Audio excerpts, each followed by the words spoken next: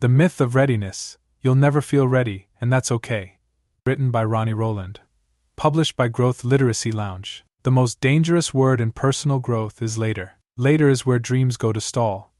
Later is the comfortable illusion that tomorrow will be easier, that clarity will appear, that fear will fade.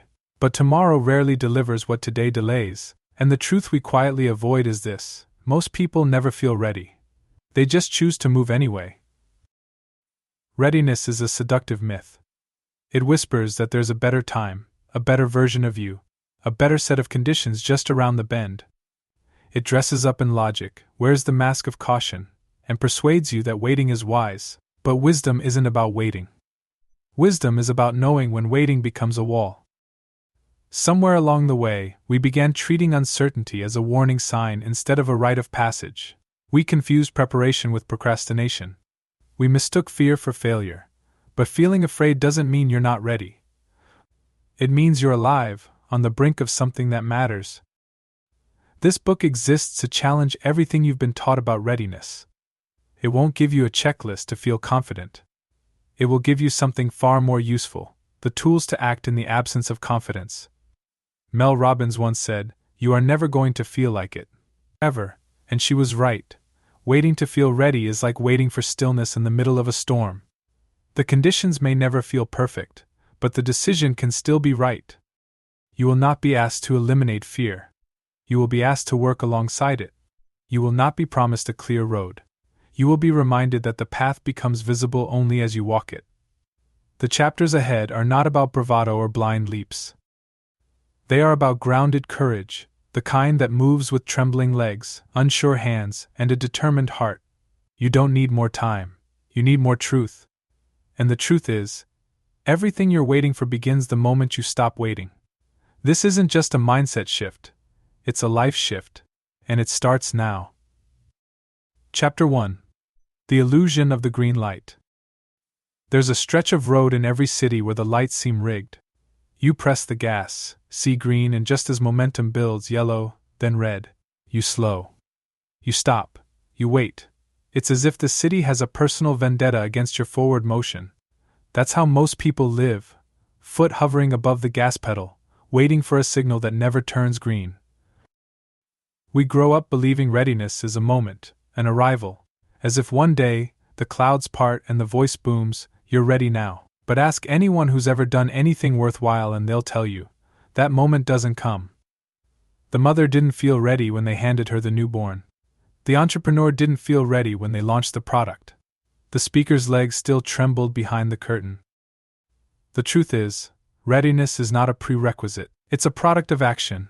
And still, we wait, because waiting feels like safety. Because the illusion of the green light tells us that if we're patient enough, prepared enough, perfect enough, clarity will arrive and fear will vanish. But fear doesn't vanish. It mutates. Today it says, "You're not qualified." Tomorrow it whispers, "It's not the right time." The voice changes, but the message remains, "Not yet." Beneath that voice is the brain doing its job, keeping you alive, not brave. The brain isn't wired for your greatness. It's wired for your survival. So when you face something uncertain, it triggers discomfort. Yes, and discomfort feels like danger. But discomfort is the cost of growth. It's the tuition you pay to enter the arena of change. In 2015, psychologists studied people on the cusp of major life changes, new careers, relocations, significant risks. Nearly all reported uncertainty, fear, self-doubt, but the majority also reported something else: clarity and confidence that emerged only after the first step, not before. The data was conclusive. Waiting to feel ready was a delay, not a strategy. The courage to begin doesn't require the absence of fear. It requires the decision to walk with it. You don't become ready and then act. You act, and that act becomes the thing that makes you ready. Think of a diver at the edge of a cliff. There's no certainty in the air, no net waiting below, but there is a decision, a lean forward. That lean is what separates motion from inertia, change from regret. So here's a challenge. Identify the place in your life where you're waiting for the green light. Is it a dream? A conversation? A shift you've postponed because fear dressed itself as logic? Write it down. Now ask, what would one imperfect action look like this week? Because motion defeats myth. The myth of readiness dissolves the moment you take that first step, however wobbly. The signal you're waiting for won't come from the sky, it will come from your own movement. The illusion is comforting, but it's not real. The light won't turn green, you have to go anyway. Readiness is not a feeling, it's a result of action. Your brain equates discomfort with danger, but discomfort is often a sign of growth. The signal you're waiting for will come only after you move. Where in your life are you waiting for a sign that it's time to begin? Identify one thing you've delayed due to fear or not feeling ready. Take one imperfect step toward it today. Chapter 2. Fear in a Lab Coat. Fear has mastered the art of disguise. Sometimes it screams, but often it wears glasses, carries a clipboard, and calls itself preparation. It speaks in spreadsheets, to-do lists, and 10 more tutorials. It's measured, polite, and convincingly rational. It says, just one more plan, and better to wait until it's perfect. This is fear in a lab coat, posing as diligence while holding you hostage. It's easy to applaud preparation. After all, who would argue against being ready? But there's a thin line between readiness and retreat, and many cross it daily without realizing. The business plan revised 15 times but never pitched. The blog post edited endlessly but never published. The fitness program researched obsessively but never started. On the surface, it looks like work. Underneath, it's delay wrapped in discipline. Perfectionism is often praised as a virtue. But at its root, it's paralysis in disguise. The need to get it exactly right becomes a shield against the discomfort of imperfection. And so we delay, polish, rehearse until the window of opportunity closes, or worse, until our dream becomes a relic of endless preparation. In 2006, psychologists Cyril Was, Melia Gordon, and Peichel published a study on procrastination. They discovered that people who delayed important goals weren't lazy, they were afraid. Their avoidance wasn't due to lack of ambition, but to emotional regulation. The brain sought to avoid negative feelings, fear of failure, criticism, judgment. And so it masked avoidance as preparation, giving the illusion of progress without the vulnerability of real exposure. There's a story of a group of photography students divided into 2 groups. One was told they'd be graded on the quantity of photos taken.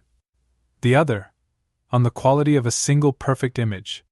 At semester's end, the best photos came not from the quality group, but from the quantity group. Why? Because they acted, they experimented, they failed, adjusted, and improved. The others obsessed over theory.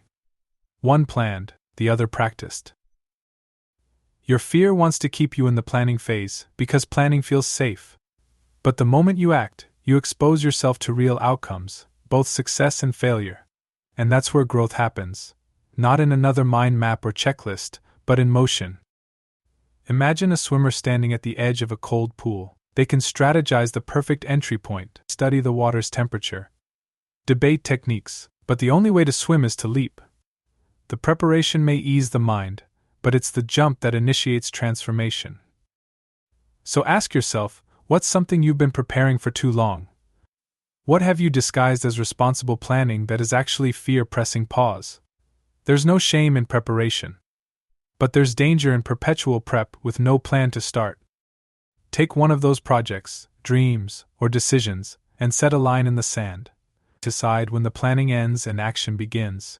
Fear might still be there, but at least now it's exposed. No more lab coats, no more excuses dressed as logic. The goal isn't to eliminate fear. It's to recognize its voice, even when it sounds like reason, especially then. Fear often disguises itself as endless preparation. Perfectionism is a delay tactic, not a success strategy. Real progress begins when planning gives way to practice.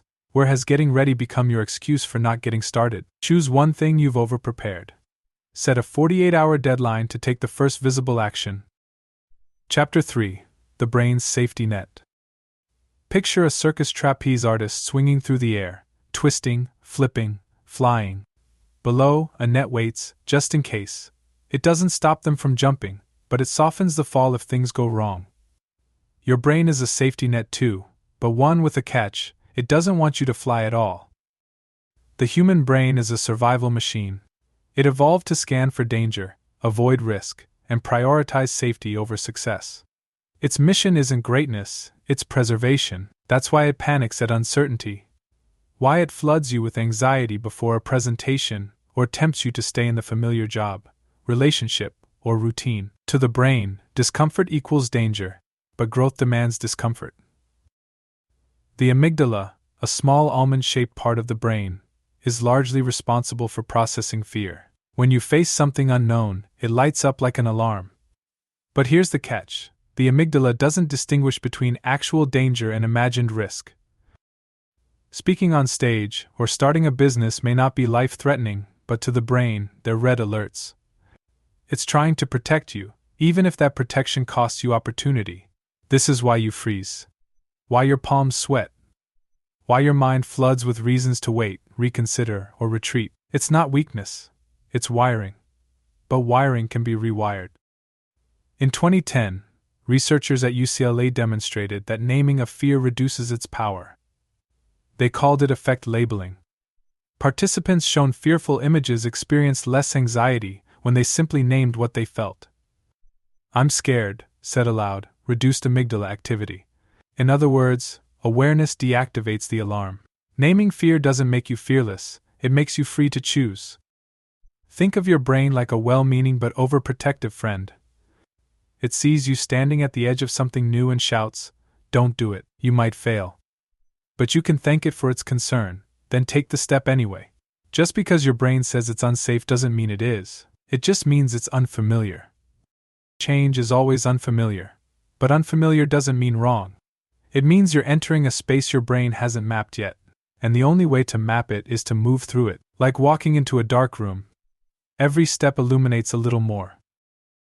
So how do you retrain the brain? Not with mantras or blind optimism, but with exposure. Psychologists call it gradual desensitization. Start small. Do the thing in a manageable way. Let the brain learn that the new thing isn't deadly, it's just different. Step by step, fear loses its volume.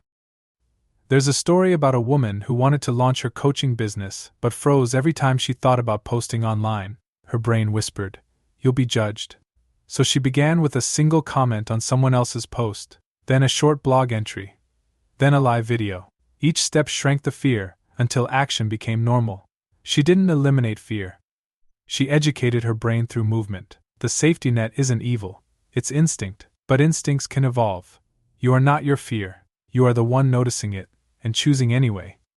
Your brain is wired for survival, not success. It resists risk, even when risk is necessary. Fear often signals unfamiliarity, not danger. Naming and exposing fear gradually reduces its power. What is your brain labeling as unsafe that's actually just unfamiliar? Take one small step towards something you've been avoiding.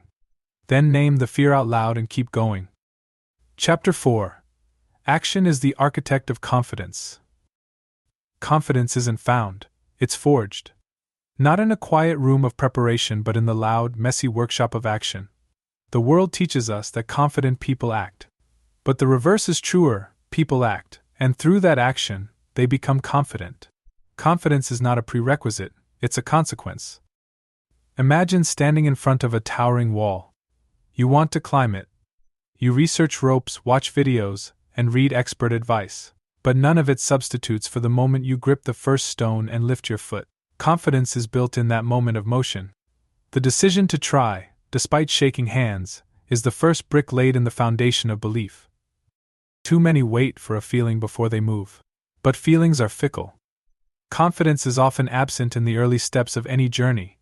Think of a child learning to ride a bike. They don't mount the frame beaming with certainty. They wobble, fall, scrape their knees. But with each try, balance emerges, skill follows.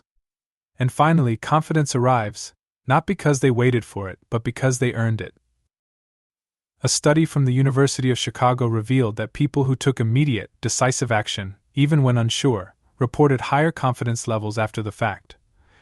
Meanwhile, those who delayed or overanalyzed continued to feel uncertain, even if they had more information. The act of moving shifted their belief. Confidence followed motion, not mastery. This is why rehearsal isn't enough. You can rehearse forever, but real assurance comes from the moment the curtain rises and you speak your first word. The fear doesn't vanish, it's overridden, and with each repetition, The voice that once said you can't quiets, replaced by one that says you did. Action interrupts fear's cycle. Fear thrives in stillness. It multiplies in delay. But when you do the very thing fear tells you not to, it loses its grip. You teach your nervous system something your thoughts can't. I can survive this. I can handle this. I can do this. It's tempting to believe you need more time, more certainty, more approval. But what you need is proof, and that proof comes through experience. You don't become confident before the leap. You build confidence on the way down. Think of an artist who hesitates to paint, convinced they're not good enough. But they pick up the brush anyway. The first strokes are rough, but they keep going. They learn the rhythm, adjust their grip, and experiment. Each canvas, flawed and unfinished, becomes part of their education. And soon, confidence emerges. Not from knowing they'd be good, but from learning through doing. Confidence isn't loud. It doesn't boast. Real confidence is quiet. It simply acts. It doesn't need applause or permission. It just moves, steadily, toward the goal, even with doubt riding in the back seat. So ask yourself, what action are you postponing until you feel more confident? What if that confidence is waiting for you on the other side of the very thing you're avoiding? You don't have to feel certain to start. You have to start to feel certain. Let every small act be a declaration. I may not feel ready, but I am moving anyway. Confidence is not a prerequisite. It's built through action. Repetition and experience are what transform fear into familiarity. Small steps taken consistently produce lasting self-belief. Where are you waiting for confidence before you act, and what action could you take to reverse that order? Take one bold, imperfect action today. Let the doing teach you what doubt never could. Chapter 5: The First Draft Principle. A first draft is never beautiful. It's lopsided, clunky, full of holes, but it's alive. It exists. And in that existence lies its power. Too many people never start because they demand brilliance on the first try. But the truth is, nothing good starts perfectly. It starts ugly, messy, incomplete. That's not failure, it's the formula. Think of a sculptor staring at a block of marble. They don't wait for the perfect vision before striking. They chip, adjust, and observe. The shape reveals itself through motion. Creation is not clarity first, then movement. It's movement first, then clarity. The masterpiece begins beneath rough edges. This principle isn't just for artists, it applies to any act of beginning. The first product, the first pitch, the first conversation, the first workout. None of them arrives flawless. They are attempts, not arrivals, and that's exactly what makes them valuable. They give you data. They teach you. They shift ideas from concept to reality. In 2014, psychologist Adam Grant studied workplace creativity and found that those who produce more ideas, regardless of quality, were also the ones who created the best work. The reason? Volume created momentum. Practice revealed patterns. The best ideas emerged not from deep thought alone, but from doing, again and again. Waiting to get it right before you begin is a trap. It convinces you that one more tweak will finally make it safe to start. But perfectionism isn't a high standard, it's a fear of vulnerability. It whispers that you must be brilliant immediately, or not at all. But brilliance is born in drafts, in the willingness to look foolish for a while in order to grow wise. Consider the story of a teacher who told her pottery students she would grade one group on quantity and the other on quality. The quantity group made dozens of pots, learning from each one. The quality group focused on a single piece, aiming for perfection. By semester's end, the best pieces came from the quantity group. Why? Because they embraced iteration. They improved by doing, not by waiting. Your first attempt is not the final product. It's the material. It's the clay you shape, reshape, and eventually refine. But without it, there's nothing to improve, nothing to learn from, nothing to grow. There's dignity in trying. Not because the first result is great, but because trying says, I'm willing to become better. It's an act of humility and courage, and it's how every expert you admire began, fumbling forward, learning out loud. Don't let the blank page intimidate you. Don't let the fear of being bad stop you from becoming good. Excellence is always preceded by mediocrity. The first version is supposed to be rough, that's how it works. Ask yourself, what are you postponing because you can't guarantee a perfect result? What draft needs to exist, however flawed, so the next one can be better? You don't need brilliance to begin, you need motion. Trust the process. Let the draft be messy, let it be real. Because nothing can evolve if it's never made. The first draft isn't meant to be perfect, it's meant to exist. Starting messy is how refinement becomes possible. Excellence is the product of repetition, not hesitation. What are you afraid to begin because you expect it to be great from the start?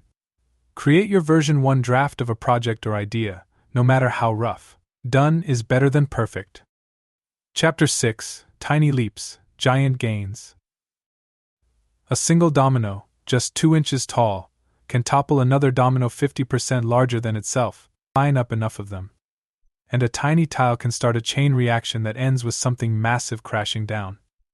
This is the power of small steps. What looks insignificant in isolation becomes transformative in sequence.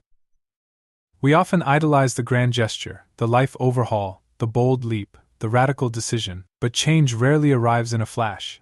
It arrives in increments, micro-movements, repeated with intention, compound over time.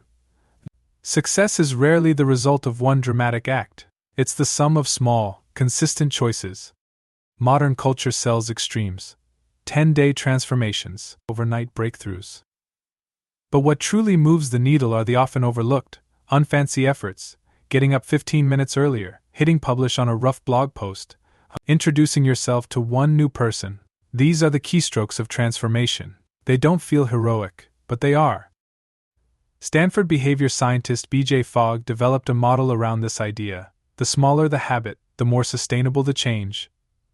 His research showed that people who anchored new habits to tiny actions were more likely to stick with them long term. Flossing one tooth, doing one push-up, writing one sentence. Small doesn't mean trivial. Small means repeatable. Momentum doesn't demand magnitude, it demands motion. A plane doesn't lift off by leaping into the sky. It gains speed slowly on the runway, inch by inch, until eventually the laws of physics are forced to cooperate. Your goals work the same way. They don't require massive effort up front. They require faithful, repeated effort over time. Think of a glacier, one of the slowest moving forces on Earth. It inches forward at rates nearly invisible to the naked eye. But over decades it carves valleys, reshapes landscapes, and moves mountains. Small steps do the same to the human life. What seems imperceptible in the moment becomes undeniable over time. We often underestimate what's possible because we overestimate what's required to begin. We imagine we need clarity, stamina, and mastery from the outset. But the real starting point is much simpler: one decision, one action. One email, one phone call. The smallest possible next step. That's how you shrink fear and grow belief. There's a story of a woman who wanted to write a book but couldn't carve out the time. She decided to write 300 words a day, barely a page. In a year, she finished her manuscript. Not because she had large blocks of time or unlimited energy, but because she moved steadily, tiny leaps. Giant gains. Start where you are with what you have. The question isn't, can I do it all? The question is, can I do something? You can. And that something, repeated, becomes everything. Don't discount a habit because it's humble. Don't ignore an action because it's not impressive. What matters isn't how big the step is, but that it was taken. Progress compounds. Confidence grows, and each step becomes the foundation for the next. So the invitation is simple. Identify one thing you've been avoiding because it feels too big. Then shrink it. Cut it in half. Then again. Make it laughably small. Then do it, and do it again tomorrow. Small, consistent actions create massive long-term change.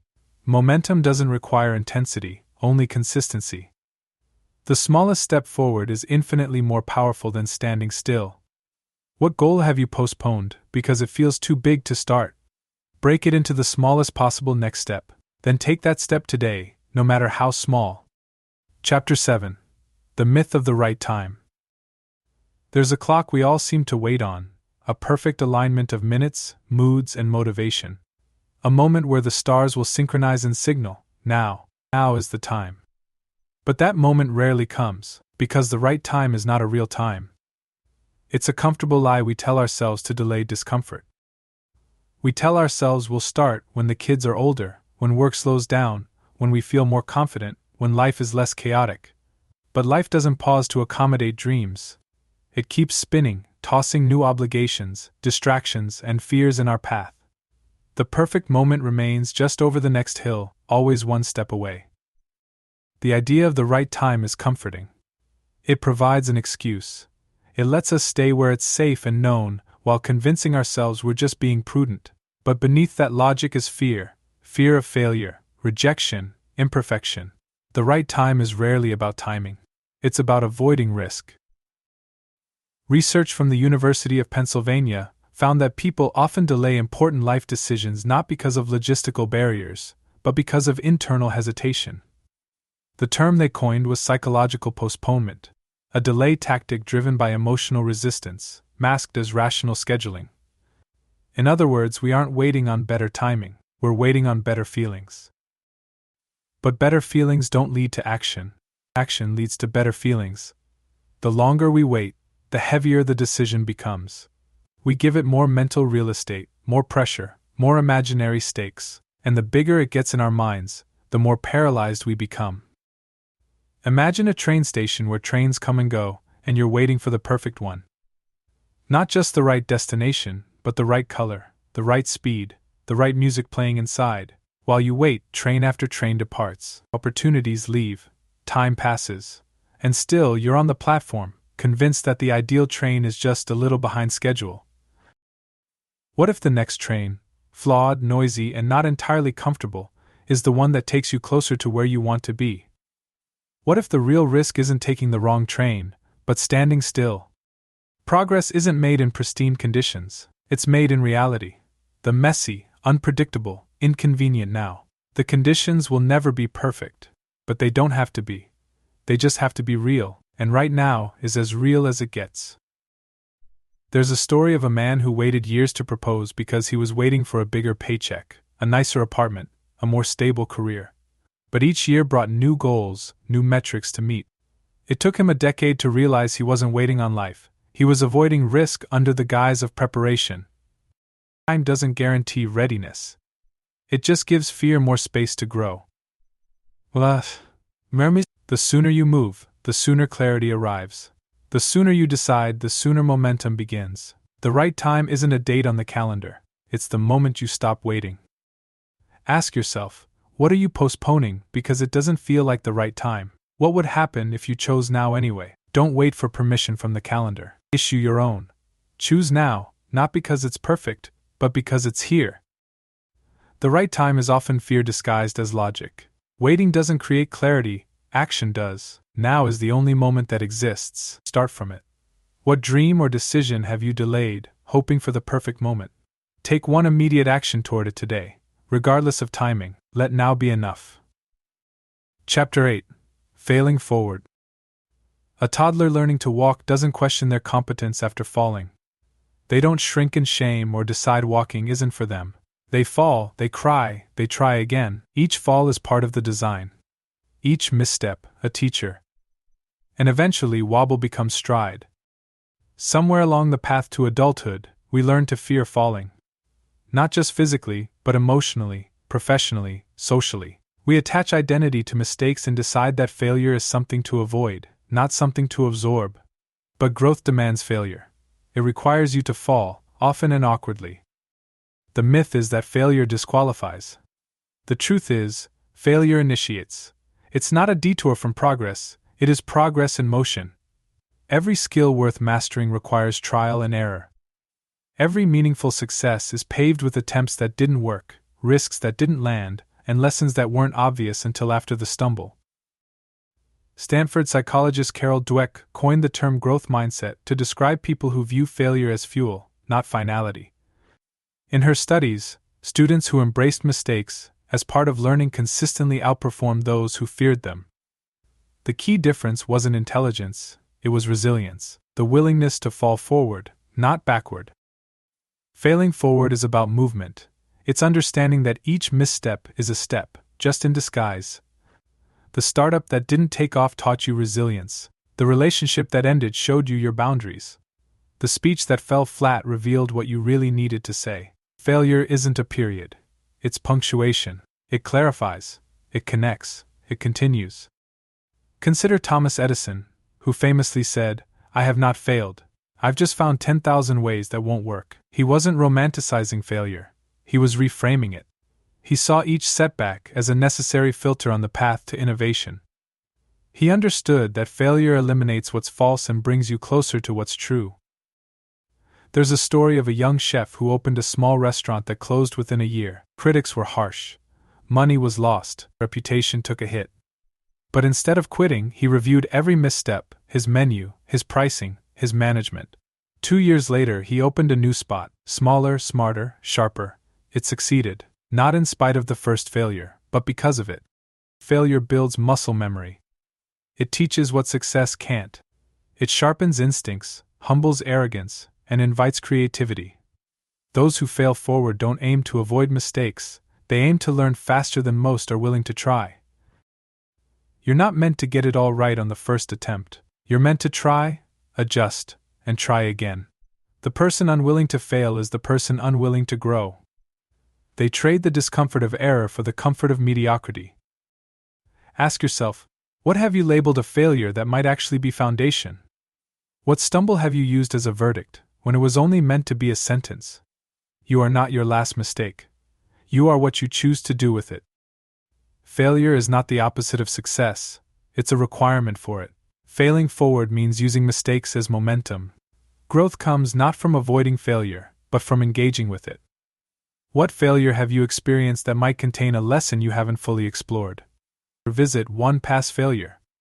Write down 3 things it taught you, and how you'll use those lessons now. Chapter 9. Borrowed Bravery. Courage is contagious. Like fire catching from one torch to the next, bravery often begins not within us, but beside us. Sometimes the leap we take isn't our own idea, it's the echo of someone else's daring. We've all seen it. A student speaks up in class, and suddenly others find their voice. A friend shares their struggle publicly, and suddenly others come forward. One person's bold move becomes another's permission slip. This is borrowed bravery, not imitation, but ignition. Humans are wired for mimicry. Mirror neurons in our brain light up not just when we act, but when we observe someone else doing something meaningful. This neurological design means that witnessing courage doesn't just inspire us, it activates us. The brain treats someone else's risk as if we've taken it ourselves, and in that activation, fear loosens its grip. This is why testimonials are powerful, why biographies stir us. Why do underdog stories draw tears? They remind us of what we already suspect, that fear can be confronted, that resistance can be moved through, that the unknown can be entered and survived. When someone else jumps first, we realize it's possible. Not easy, but possible. There's a story of a woman who watched a colleague resign from a toxic job without a safety net. She was stunned, not by the resignation, but by the peace that followed. The colleague didn't crumble. She thrived. That single act shifted the woman's belief. She had been holding back, assuming disaster was inevitable. But someone else's bravery reframed the story. Within months, she made her own leap, not recklessly, but resolutely. This doesn't mean courage is always secondhand, but often it starts that way. Like embers transferred from one fire to another, we carry the heat from others until we spark our own. Borrowed bravery isn't a weakness, it's a bridge. Role models serve this function. They're not idols, they're mirrors. They reflect what's dormant in us, waiting to be activated. When we see someone like us take a risk, something shifts. The gap between who we are and who we want to be feels smaller. That proximity creates possibility. Psychologist Albert Bandura called this social modeling. His research showed that when people observed others succeeding at a task, especially those similar to themselves, they were more likely to attempt and succeed at the same task. The belief didn't originate from within, it was borrowed. And it worked. The power, then, is in who we watch. Surround yourself with the timid, and fear multiplies. Surround yourself with the brave, and courage becomes normal. Not because you're less afraid, but because you've seen the fear walk through. Ask yourself, who has done the thing you're afraid to do? Who has modeled a step you've been postponing? Study their path. Not to replicate it exactly, but to absorb the truth that someone has gone before and survived. Let their story interrupt your hesitation. You don't need to be fearless to begin, but you might need to see someone else start first. That's not a flaw. That's human. Urge spreads. Seeing someone else act bravely can activate your own. Borrowed bravery is a bridge to belief. Role models and social modeling create a path where none seemed possible. Who in your life, or in history, has done what you're afraid to do? What can their journey teach you? Find and study one story of someone who overcame a fear like yours. Let their bravery inform your next step. Pull? Chapter 10. The Momentum Miracle. A parked car takes more force to move than one already rolling, but once it's in motion, even a light push can keep it going. This is the miracle of momentum. What begins with strain becomes sustained with ease. Not because the task changes, but because you've changed, through movement. Momentum is the unsung hero of every breakthrough. It doesn't announce itself with fanfare. It arrives quietly, after the first hard push. It doesn't need perfect conditions. It needs motion. And once started, it does some of the work for you. The mistake most people make is trying to summon motivation instead of generating momentum. Motivation is fickle. It rises and falls with mood, energy, and weather. But momentum doesn't wait for a feeling. It rewards movement. When you act, even if reluctantly, momentum builds behind you like a wave. Consider the simple act of cleaning a cluttered room. The first drawer feels like a mountain. But once you start, just a corner, just a shelf, you find yourself doing more. Not because you became more motivated, but because motion made the next step easier than the last. The Zygarnik effect, discovered by psychologist Bluma Zygarnik, shows that our brains remember unfinished tasks more than completed ones. Starting something creates a kind of mental itch, a drive to see it through. This is momentum at work. The mere act of beginning pulls us forward. There's a story of a man who wanted to write a novel but never had the time. So he started with 10 minutes a day, just 10. The first week felt pointless, but by the third week he was writing longer. By the third month, he'd written 3 chapters. It wasn't discipline alone, it was momentum. Each session pulled the next one into existence. Momentum works in life the way it does in physics. A rolling object resists stopping. Once you've taken that first uncomfortable step, sent the email, made the call, and showed up at the gym, your next decision becomes simpler. Not because it's easier, but because your resistance is already broken. This is why the hardest part is always starting, not finishing. Not mastering, just starting, because starting activates energy, starting shifts identity, starting creates movement that builds on itself. Momentum is also forgiving. It doesn't demand intensity, just continuity. You don't have to move fast. You just have to keep moving. Progress made slowly still stacks. The miracle isn't in how much you do, it's in the fact that you didn't stop. Think of a train. From a standstill, it takes enormous force to get rolling. But once it's in motion, even steep hills become manageable. The same train that couldn't budge over a pebble can smash through walls if it has enough speed. You are the same way. What once blocked you becomes breakable when you build up enough forward force. Ask yourself, where have you been waiting for inspiration, when what you really need is movement? What small act can you take, not to finish, but to start? Don't wait for energy. Create it. You don't need to feel like doing it. You need to do it until it starts to feel normal. Momentum will meet you there. Momentum creates ease where effort once ruled. Starting builds more energy than waiting ever will. Small, repeated actions compound into forward force. Where in your life could momentum carry you further if you simply started moving? Choose one task you've avoided. Set a timer for 5 minutes. Begin, and let motion do the rest. Chapter 11. Permission slips are self-issued. In school, a permission slip was the golden ticket. Without it, you couldn't go on the trip, skip the class, or break the routine. You needed someone else's signature to do something different. Somewhere along the line, many carry that habit into adulthood, waiting for someone to say, yes, you can. The truth is, the adult world doesn't hand out permission slips. Not for dreams, not for changes, not for becoming who you want to be. The signature you're waiting for is your own. Too often, people hesitate not because they lack ability, but because they lack approval. They wait for a mentor to endorse them, a boss to promote them, a friend to validate their path. But external validation is a shaky foundation, it's never consistent, and sometimes it never comes. The deeper truth is this: no one is more qualified than you to greenlight your life. That doesn't mean you'll have all the answers. It means you're the one responsible for deciding it's time to try anyway. If you wait for someone else to name you ready, you may wait forever. Psychologists call this concept the internal locus of control, the belief that you direct your outcomes. People with a strong internal locus don't assume someone else has the authority. They understand their agency, and they act from it.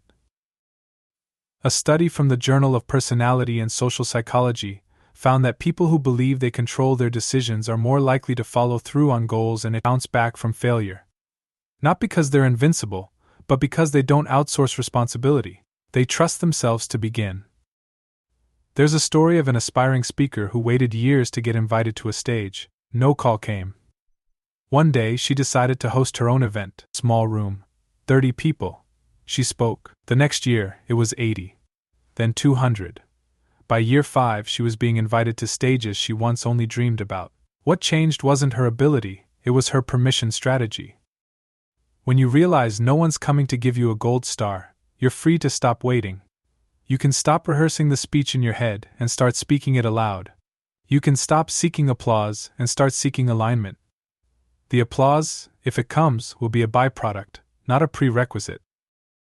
Granting yourself permission doesn't mean abandoning wisdom or feedback. It means not being frozen without it. It means acknowledging your fear, then stepping anyway. You don't need to know everything. You need to trust that you'll learn what you need once you're in motion. Think of an artist who creates without a gallery, a writer who shares their work without a publisher, a coach who starts before the title. These are people who didn't wait to be named, they named themselves. They didn't demand an invitation. They created a reason to be noticed. Ask yourself, what have you been postponing because you think someone else has to say yes first? What would shift if you realized that your permission is enough? You don't need to be chosen. You need to choose yourself. Waiting for external permission delays your growth. Authority over your life begins with self-trust. The most powerful validation comes from within.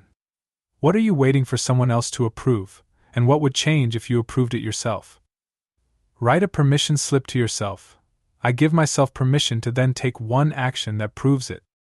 Chapter 12, Readiness Rewritten. Imagine standing at the edge of a cliff. Behind you is the familiar. In front of you, the unknown. Your heart races. Your mind swirls. Every instinct screams to wait, just a little longer.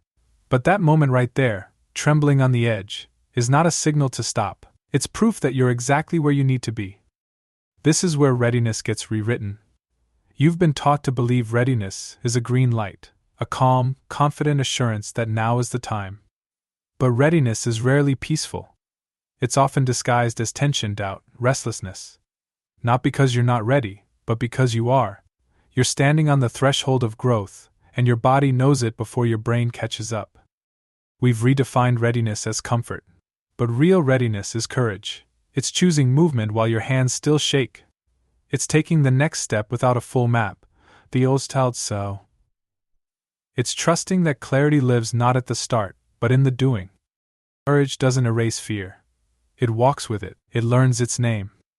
It nods in recognition, then acts anyway. Readiness, in this new frame, isn't about confidence. It's about consent. Not waiting for fear to leave, but deciding to move in its company. Psychologist Susan David writes that courage is fear walking. Her research on emotional agility shows that people who succeed over time aren't those who eliminate fear, they're those who learn to navigate alongside it. They understand fear is not an enemy. It's a traveling companion, reminding you that you're on unfamiliar and fertile ground.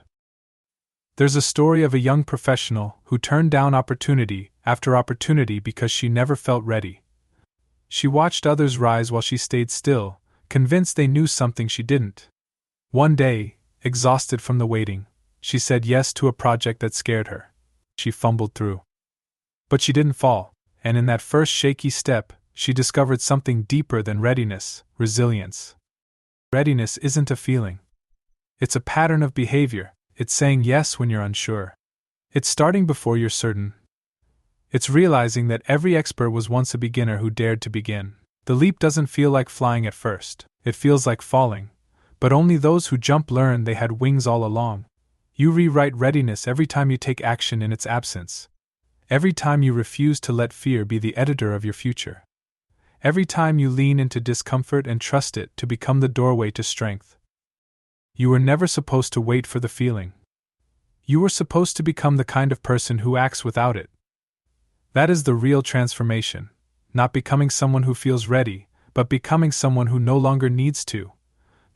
So ask yourself, what story about readiness are you ready to release?